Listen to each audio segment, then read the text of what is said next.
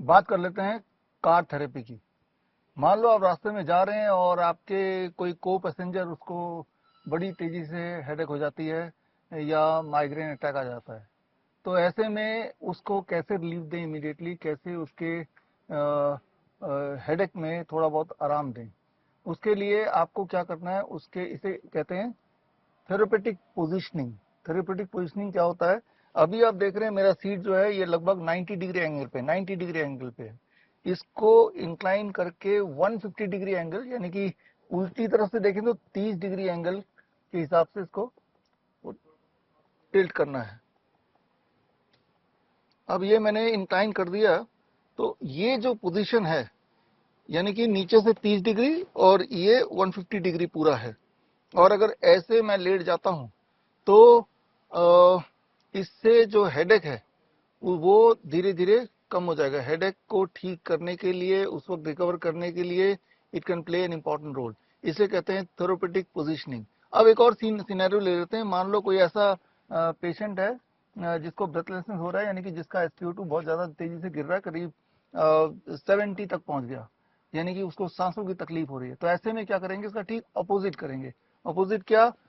वो पेशेंट ऐसे इंक्लाइन होकर बैठेगा तो उसकी ब्रेथलेसनेस और बढ़ेगी, और इंक्लाइन होगा तो और बढ़ेगी। और उसके ब्रेथलेसनेस को ठीक करना है, उसके SpO2 को बढ़ाना है, तो कार थेरेपी बोल लीजिए इसको। अब ये एंगल कुछ ऐसे आगे की तरफ आ जाएगा, यानी कि वो आगे की तरफ इंक्लाइंड है ना। जैसे मैं देख रहा हूँ, मैं आगे की तरफ इंक्लाइंड हूँ। जैसे ही वो इस पोस्टर में बैठता है, जिस पोस्टर में मैं बैठा हूँ, अब धीरे धीरे, क्योंकि ये हार्ट है वो आगे की तरफ आ गया, lungs has expanded and by about 20%, and with in 15-20 minutes आप देखेंगे कि उसकी ब्रेथलेसनेस थोड़ी थोड़ी थोड़ी थोड़ी ठीक हो रही है। अगर और तेजी से ठीक करना है तो ये शीशा उतार देना, भी तो खैर उतारा हुआ है। तो शीशा उतारने के बाद गाड़ी चलाना है। जब गाड़ी चलेगी तो गाड़ी की हवा, ठंडी हवा जब उसके इस रीजन में पड़ेगा तो यहाँ रिसेप्टर्स होते हैं, और ये रिसेप्टर्स लंग्स को ट्रिगर करते हैं, जिससे लंग्स की एक्सपेंशन होती है और जिससे सांस लेने की जो एक प्रक्रिया है वो ज़्यादा आसान हो जाती है। और इससे हमने देखा है कि जो ब्रेथलेसनेस है प्लस जो SpO2 ड्रॉप है वो अल्टीमेटली 15-20 मिनट में मैनेज हो जाती है।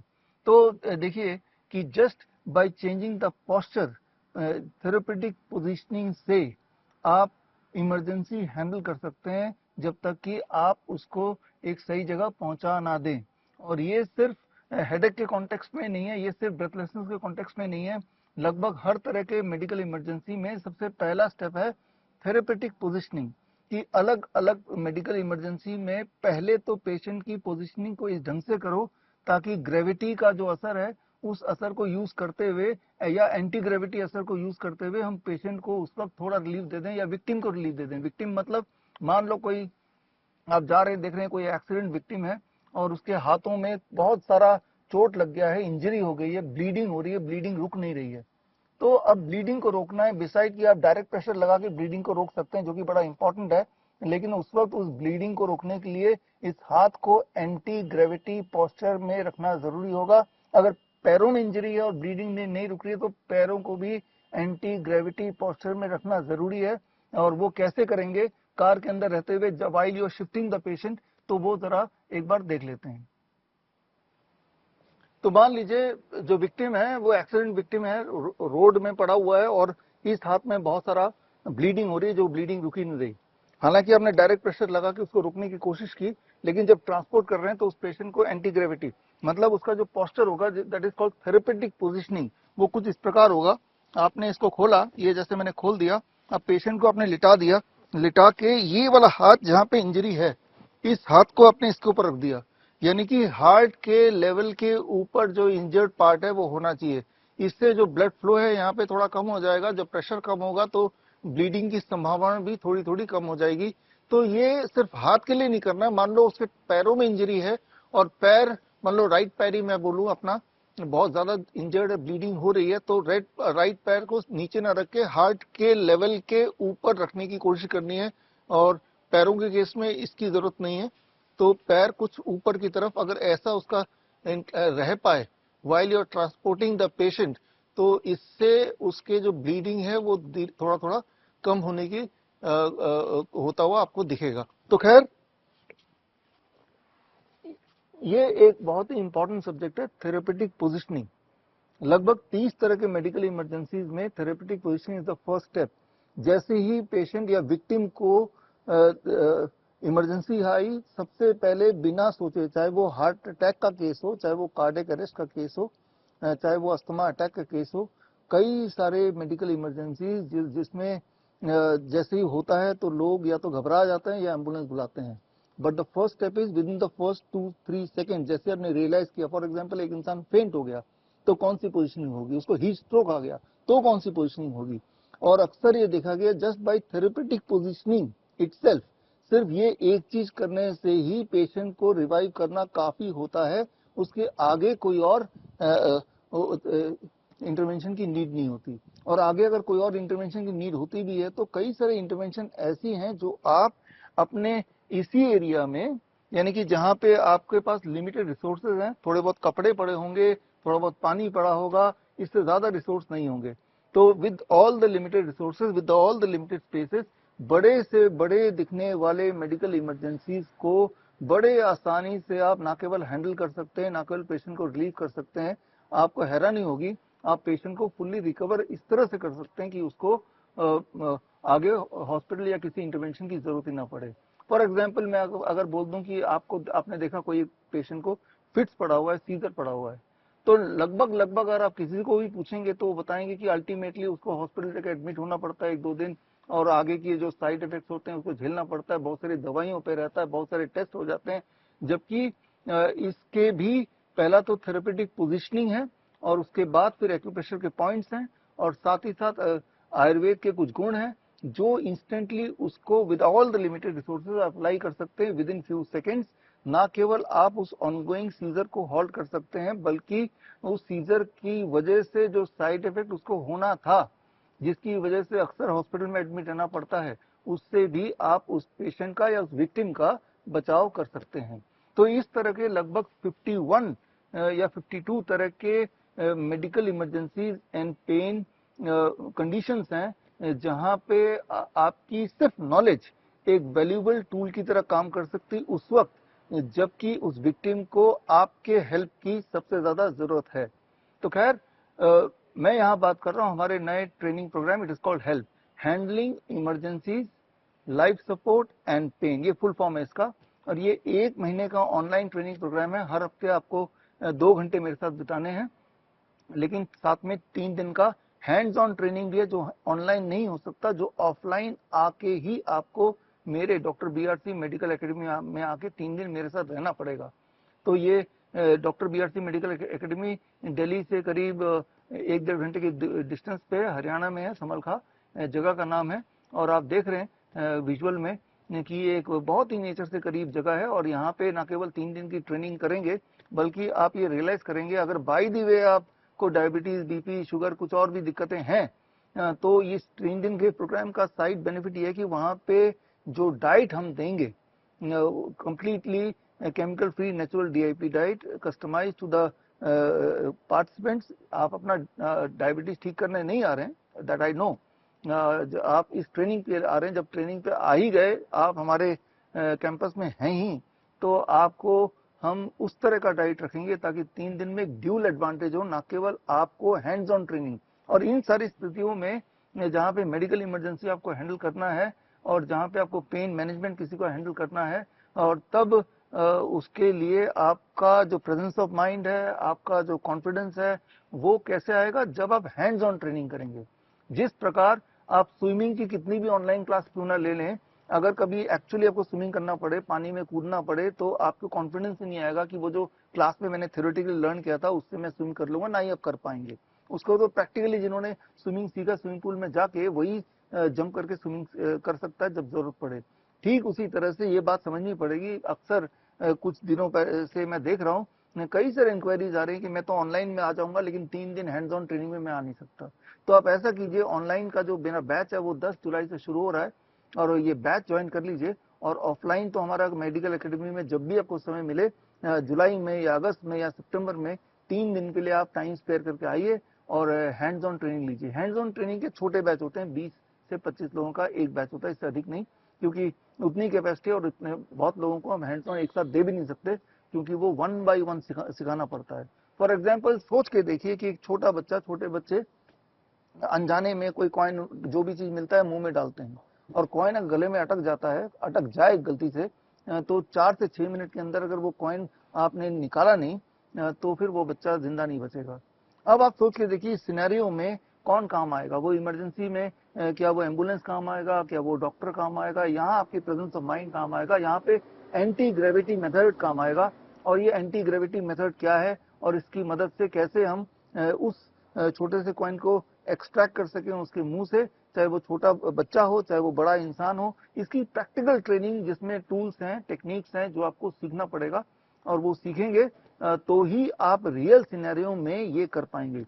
अगर आप सोचते हैं कि इन सब चीजों की मुझे कभी जरूरत पड़ेगी नहीं, मैं आपको बता दूं कि पक्का जरूरत पड़ेगी। आप पास्ट में जाके सोचिए, आपके लाइफ में ऐसे इंसिडेंट या तो आपके साथ हुए होंगे या आपके आसपास होते हुए आपने देखे होंगे, लेकिन तब अपने आप को आपने लाचार फील किया होगा कि मैं तो कुछ कर ही नहीं सकता, या शायद कुछ हो ही नहीं सकता।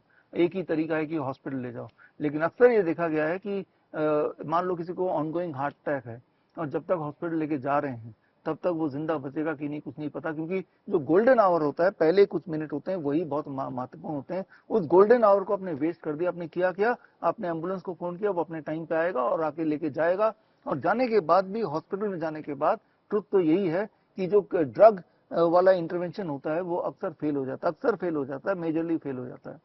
वो जो पहले गोल्डन आवर में जो आप करेंगे वही काम आएगा। तो जैसे मैंने बताया 51 तरह के medical emergencies and pain scenarios हो सकते हैं जहां पे आपका पहले कुछ मिनट में इंटरवीन करना एक इंपॉर्टेंट रोल प्ले करेगा, किसी की हेल्प करने में एक खास रोल वो दिखाएगा।